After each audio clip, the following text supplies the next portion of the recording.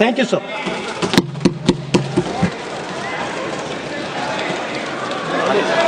जगदम्बिका जी आ गए हैं।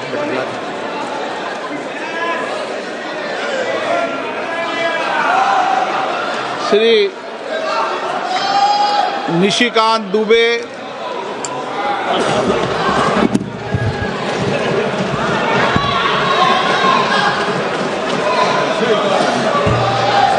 धन्यवाद अध्यक्ष महोदय। पिछले 2 दिन से अध्यक्ष महोदय इस पार्लियामेंट में सुन के जाओ, लगातार बैठकर बड़ा भाग गया।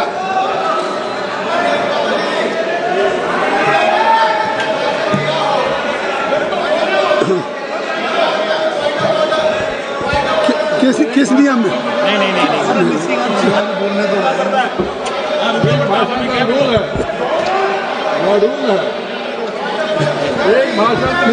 किस नियम में? किस नियम में? सर ये नियम कहता है कि जिस व्यक्ति ने अपना भाषण समाप्त किया हो अगले भाषण तक उसको सदन में रुकना है। बार बार राहुल गांधी जी भाषण देते हैं और यहाँ से भाग लेते हैं और सुनने के लिए कभी तैयार नहीं रहते। सर ये असत्य बोल के यहाँ पे जाते हैं और उसके बाद यहाँ से भाग खड़े होते हैं। श्री निशिकांत दुबे जी, भैया जी बोलो। निशिकांत जी कृपया सभापति महोदय। एक मिनट मैं सभी से रिक्वेस्ट करूंगा, सुप्रिया जी सभी से रिक्वेस्ट करूंगा कि आप सब लोग बैठ जाएं। अगर किसी को बाहर जाना चले जाएं, but I think so must be in order. तो just I request to everybody, please kindly just occupy your seat, kindly take your seat, खड़े मत रहिए। धन्यवाद। श्री सभापति महोदय, पिछले 2 दिन से लगातार हमारी पूरी पार्टी माननीय प्रधानमंत्री जी के नेतृत्व में माताओं को अधिकार देने के लिए, बहनों को अधिकार देने के लिए, दलित, शोषित, वंचित, पिछड़ों को अधिकार देने के लिए 33% रिजर्वेशन के लिए चिंतित है। रात 1:30 बजे तक पूरे संसद के सदस्य और खासकर भारतीय जनता पार्टी और एनडीए के सदस्य यहां लगातार जमे हुए थे। और मैं जब आज यहां आया तो मुझे लगा कि कांग्रेस के जो लीडर ऑफ द अपोजिशन है उनसे जो है माताओं और बहनों के लिए कुछ सुनने को मिलेगा। उन्होंने जब भाषण शुरू किया और जब खत्म किया सर, तो मुझे लगा कि मैंने पीसी सरकार का जादू शो देख लिया या माइकल जैक्सन का मैंने डांस देख लिया। मैं कंफ्यूज हूं सर कि वो पीसी सरकार थे या माइकल जैक्सन थे। लेकिन फिर मुझे याद आया सर कि आज कौन सा तारीख है? आज 17 अप्रैल है और पूरे सदन के लिए और पूरे देश के लिए आज 17 अप्रैल को 2 घटना हुई सर। 17 अप्रैल 1987 को पहली बार राजीव गांधी जी के ऊपर बोफोर्स के कमीशन खोरी का आरोप लगा और यहां के फ्रंट पेज पर चला। 17 अप्रैल वो दिन था सर, 17 अप्रैल 1998 वो दिन था जिस ओबीसी की ये बात कर रहे हैं, सीताराम केसरी का धोती खोलकर सोनिया गांधी जी कांग्रेस की अध्यक्ष हो गए। और 17 अप्रैल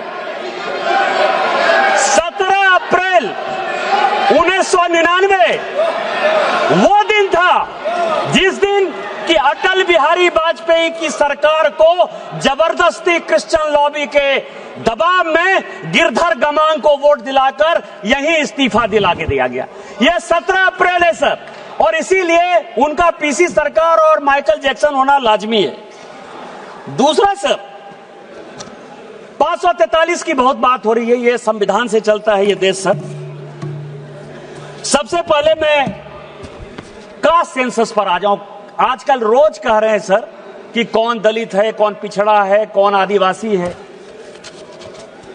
सर इस देश में सबसे यदि मजबूत कोई बिजनेसमैन है जिसकी की बहुत इज्जत है तो वो टाटा परिवार है। और राहुल गांधी जी को यही नहीं पता कि टाटा माइनॉरिटी है। वेदांता के मालिक अनिल अग्रवाल जी ओबीसी हैं सुजलॉन के मालिक तुलसी ताती शेड्यूल कास्ट। और मैं आपको बता दूं सर कि बहुत बड़ा ग्रुप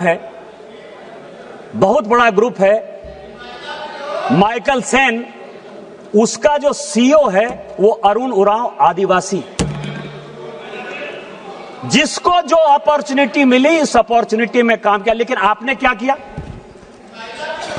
कॉन्स्टिट्यूएंट असेंबली में आपने अभी बात की है, ओबीसी रिजर्वेशन की बात हो रही है ना, reservation with in reservation. OBC को संवैधानिक अधिकार हमारे प्रधानमंत्री ने दिया। आप मांग रहे हो, आपका डिमांड क्या है? सारे अपोजिशन के लोगों ने, अखिलेश यादव जी से लेकर सारे लोगों ने कहा कि ओबीसी महिलाओं को रिजर्वेशन चाहिए। इसी ओबीसी रिजर्वेशन के लिए 2010 में जब राज्यसभा में यह कानून पास हो रहा था तो जो सदन के नेता थे प्रणब मुखर्जी साहब और जो उस वक्त के तत्कालीन प्रधानमंत्री थे मनमोहन सिंह जी, उनका स्टेटमेंट लेकर आया हूं मैं। उन्होंने कहा कि मरते दम तक कांग्रेस किसी ओबीसी में महिला को रिजर्वेशन नहीं दे सकती।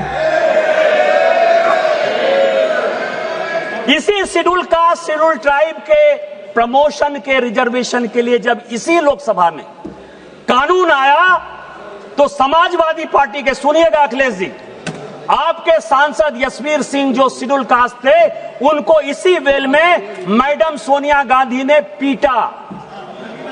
आप आदिवासी की बात करते हो, शेड्यूल कास्ट की बात करते हो, किस तरह की बात कर रहे हो? और 2011 में जब जातिगत जनगणना के आधार पर, ठीक है बोलिए अखिलेश जी। ये अध्यक्ष महोदय, सभापति महोदय, समाजवादी पार्टी का हमेशा पक्ष रहा है कि महिला आरक्षण के हम पक्ष में, पहली बात। दूसरा, हम पार्टी के अनुसार चाहते हैं आरक्षण। तीसरा, हम जाति जनगणना चाहते हैं। आप इस सदन में कहिए कि जाति जनगणना करेंगे और कब तक करेंगे, और क्या ओबीसी महिलाओं को आप शामिल करोगे कि नहीं करोगे? सभापति महोदय, अखिलेश अभी तो भाषण चल रहा है, आपको क्लैरिफिकेशन मांगना है होम मिनिस्टर साहब का। जब प्रॉपर रिप्लाई होगा तब आ जाएंगे, अभी भाषण होने दीजिए। सभापति महोदय, निवेदन है सभा कि बहुत ज्यादा इतिहास के पन्ने न पलटें।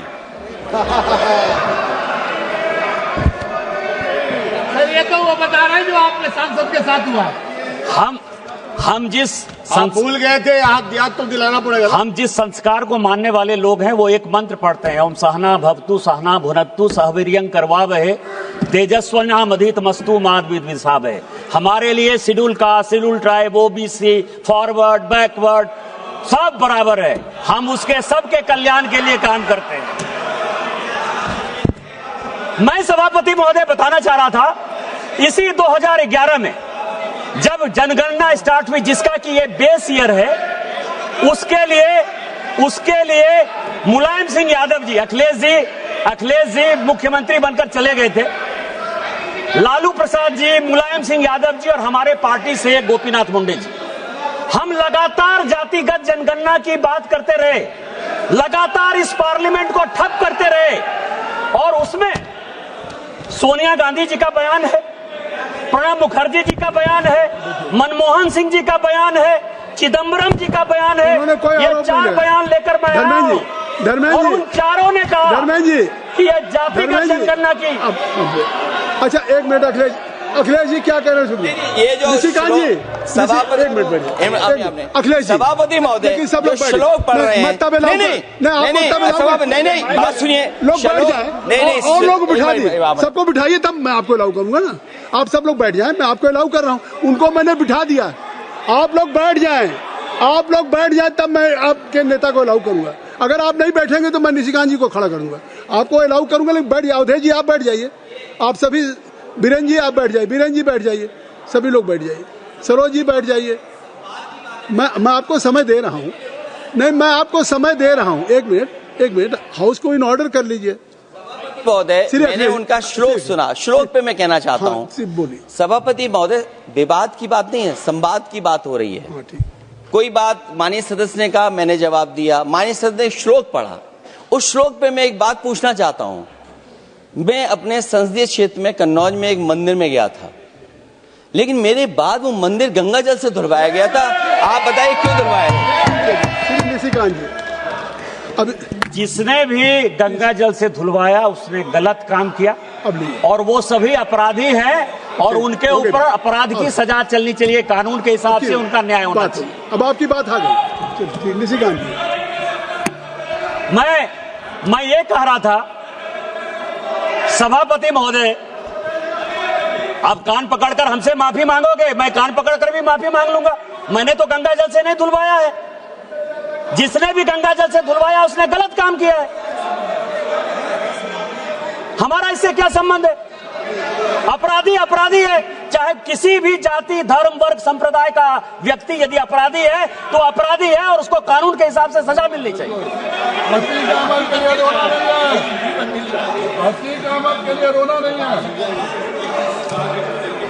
Nothing will go on record except only sir. मैं सभापति महोदय, देखिए मेरा समय ये लोग बहुत खा रहे सर। जातिगत जनगणना की बात कर रहा था। सोनिया गांधी जी ने कहा कि जातिगत जनगणना संविधान के दायरे में नहीं है, हम इसका विरोध करते हैं। चिदम्बरम साहब ने कहा, मैं 2011 की बात कर रहा हूं, चिदम्बरम साहब ने कहा कि जातिगत जनगणना जो है इस देश को डिवाइड करेगी। प्रणब मुखर्जी जी लीडर थे, उन्होंने कहा कि जातिगत जनगणना 1931 के बाद से नहीं हुई है, किसी कीमत पर नहीं होगा। और अंत में मनमोहन सिंह जी ने तो और भी रिकॉर्ड तोड़ दिया सर। उन्होंने कहा कि हमारी सरकार रहे या जाए, इसी सदन हम जातिगत जनगणना नहीं करेंगे। लेकिन गोपीनाथ मुंडे, लालू प्रसाद यादव जी और नेताजी मुलायम सिंह यादव जी का मैं बधाई और धन्यवाद देना चाहता हूं कि जिनके प्रयास से उस वक्त की कांग्रेस सरकार को झुकना पड़ा और जातिगत जनगणना जो है हुई, जिसका कि डाटा कई एक गलतफहमियों के कारण जो है अभी तक नहीं रिलीज हुआ और जातिगत जनगणना हमारी सरकार करा रही है और 2027-29 में वो आ जाएगा। अरे बैठ जाओ भाई। अब क्या है सर, ये फैक्ट है, ये फैक्ट है जो अब इस अमेंडमेंट पे मैं ये कह रहा हूं कि चूंकि सर्वसम्मति से सभी लोगों ने कहा सर कि सर्वसम्मति से हमने महिला रिजर्वेशन को पास किया। कल्याण बनर्जी साहब का भी आज भाषण सुना मैंने, मनीष तिवारी जी का भी सुना। ये लोग बड़े विद्वान हैं सर। हमारे यहाँ पीपी चौधरी साहब ने भी बयान दिया। ये भारत का संविधान है जो बाबा साहब अम्बेडकर का, और हमने 2023 के एक्ट के बाद आर्टिकल 334A बनाया और 334 ये कहता है सर कि डिलिमिटेशन जो है वो जब लिया जाएगा तो रिलीवेंट फिगर होगा first census taken after commencement of the constitution 106th amendment act 2023। Population को क्राइटेरिया बनाया जाएगा। ये हम आप सबों ने पास किया सर। अब पॉपुलेशन को यदि क्राइटेरिया मानेंगे, यदि आप ही की बात सही और सबों ने पास किया है, इसमें Bharatiya Janata party, Congress, TMC, DMK, Samajwadi party, जितना पार्टी है सब इसके दोषी हैं। उनके हिसाब से लिख लीजिए मेरी बात, क्योंकि आप अमेंडमेंट तो नहीं कर रहे हो, आप कॉन्स्टिट्यूशन में चेंज तो नहीं करने दे रहे हो, आप तो विरोध कर रहे हो। यूपी में सीट होगी 87, जो पॉपुलेशन है, जो 2011 का सेंसस है। निशिकांत जी, जो आपने पेश किया, हमको एड्रेस करिए सभापति महोदय, जो इन्होंने पेश किया और आज जो 2011 का सेंसस है, मैंने तो 2026 का सेंसस लिया ही नहीं है। मैं 2011 के सेंसस के आधार पर कह रहा हूं। आप उनको यूपी में सीट होगी 87, बिहार में सीट होगी 47, महाराष्ट्र में सीट होगी 49, वेस्ट बंगाल में सीट होगी केवल 38, मध्य प्रदेश में सीट होगी 34, राजस्थान में सीट होगी 32, तमिलनाडु में सीट होगी, जो इतना हलंगामा कर रहे हैं काला कपड़ा पहन के, केवल और केवल 29, गुजरात में होगी 28, कर्नाटक में होगी 26, आंध्र प्रदेश में होगी 20, उड़ीसा में 18, झारखंड मेरे राज्य में होगी 16। मैं एक ऐसा भागा राज्य का सांसद हूं जिसमें कि 2000 में बंटवारा होने के बाद, झारखंड बंटवारा होने के बाद डिलिमिटेशन हुआ ही नहीं। और क्यों नहीं डिलिमिटेशन हुआ? इस यूपीए ने क्यों नहीं डिलिमिटेशन होने दिया? भारतीय जनता पार्टी के कारण नहीं हुआ, क्योंकि बांग्लादेशी घुसपैठियों के कारण आदिवासियों की संख्या घट गई। एक आदिवासी की लोकसभा की सीट और 3 विधानसभा की आदिवासी की सीट घट रही थी डिलिमिटेशन में। भारतीय जनता पार्टी ने कहा कि हमको नहीं चाहिए डिलिमिटेशन। आप देश चलाने की बात करते हो, आप लोकतंत्र की बात करते हो। आपने तो बांग्लादेशी वोट को बनाने के लिए हमारे राज्य को तहस-नहस कर दिया। हम बिना हमारी जो कॉन्स्टिट्यूएंसी है 350 किलोमीटर लंबी है, 3 जिले में विभक्त है। वो क्या बात कर रहे हो आप डिलिमिटेशन की बात कर रहे हो। और यदि साउथ और नॉर्थ का, यदि ये 2023 का जो कि नोटिफाई कर दिया है भारत सरकार ने, यदि ये एक्ट लागू हो गया तो साउथ इंडिया में जो केरल में सीट घटेगी, केरल की सीट 20 से केवल 14 हो जाएगी, तमिलनाडु की 39 से केवल 29 हो जाएगी। कौन साउथ इंडिया का जिम्मेवार होगा? हम कल रिजर्वेशन लागू करने को तैयार है, होगा 543 में ही होगा, लेकिन वो पॉपुलेशन के आधार पर होगा और साउथ इंडिया की सीट घटेगी और कांग्रेस के राहुल गांधी इसके जिम्मेवार होंगे। अब ये एक्ट की बात कर रहे सर, अभी इन्होंने कहा, अभी बहुत लोगों ने कहा सर कि आपने 815 का फिगर कहां से ले आए, 816 का फिगर कैसे ले आए।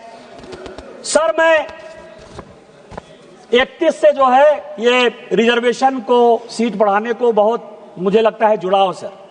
संविधान का 31वां संशोधन हुआ 1972-73 और आज हम लोग 131वें संशोधन पर बात कर रहे हैं सर।